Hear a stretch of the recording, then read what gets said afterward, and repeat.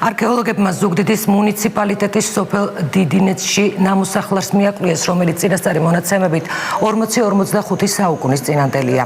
ქართულ-გერმანულმა ექსპედიციამ დიხა-გუძუბას ტიპის ნამოსახლარზე ხის ფრაგმენტები აღმოაჩინა, სადაც სავარაუდოდ მთავარი სამოსახლო არსებობდა.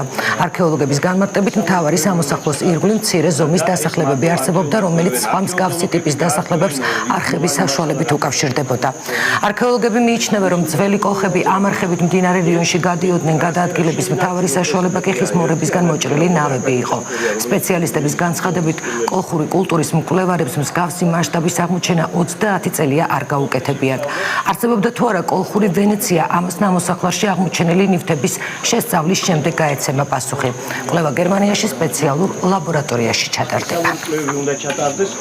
ჩვენ გათხრებს ექნება ერთი მნიშვნელოვანი სიახლე. ეს არის ის, რომ ყველა ფენები, ყველა დონეები სათანადო ნიმუშების მიხედვით გერმანიის ძირითადად ლაბორატორიების მეშვეობით განისაზღვრება ფიზიკური მეთოდით, ანუ ნახშირბადის დაშლის მეთოდით. ეს არის კოლხური კულტურის ტიპიური ხელოვნური ნამოსახლარი ბორცვი.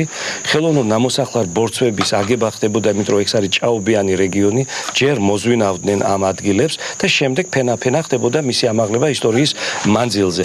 ამგვარ ხელოვნურ ნამოსახლარ ბორცვებს გასდევს ერთი ან ორი არხი. ეს არის აუცილებელი ატრიბუტი.